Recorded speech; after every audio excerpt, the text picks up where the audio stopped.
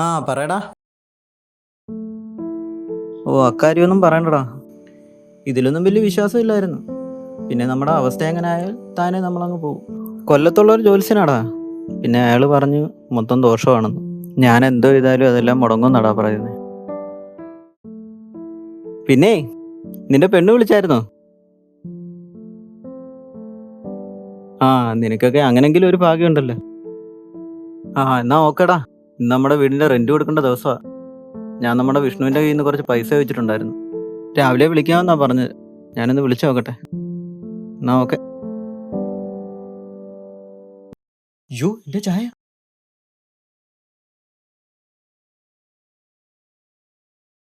ഓഫായോ? ഇതെങ്ങനെ ഓഫായി?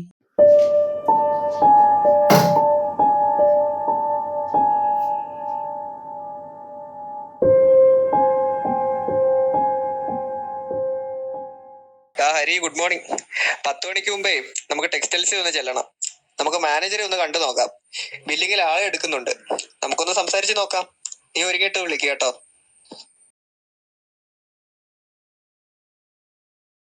ശരി, ഞാനങ്ങോട്ട് വിളിക്കാടാ.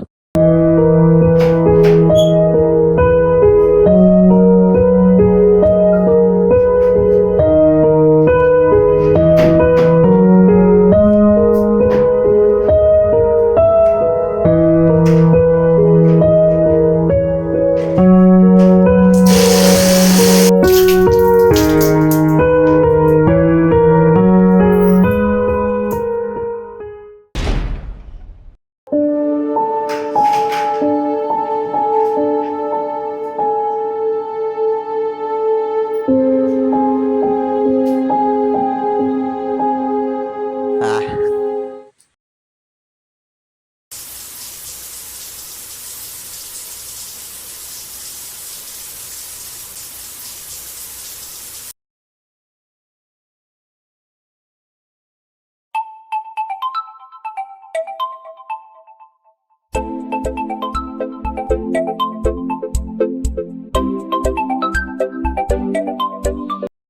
ആ ഹലോ, പൈസ റെഡിയാടാ. പിന്നെ ഇന്ന് ജോത്സ്യം വിളിച്ചായിരുന്നു. പുള്ളി എന്റെ അടുത്ത് കുറച്ച് കാര്യം പറഞ്ഞു. എന്തായിരുന്നടാ? അത് പിന്നെ പറയടാ. നേരിട്ട് പറയാം. ആ എന്നാ നീ ഇങ്ങോട്ട് വാ. അയ്യോ, അത് വേണ്ട. നീ ഒരു കാര്യം ചെയ്യ്. നീ നമ്മുടെ അച്ഛന്റെ വീട്ടിലോട്ട് വാ. അച്ഛാന്റെ വീട്ടിലേക്കോ? ഞാൻ അച്ഛന്റെ വീട്ടിലുണ്ട്. നീ വേഗം വാ.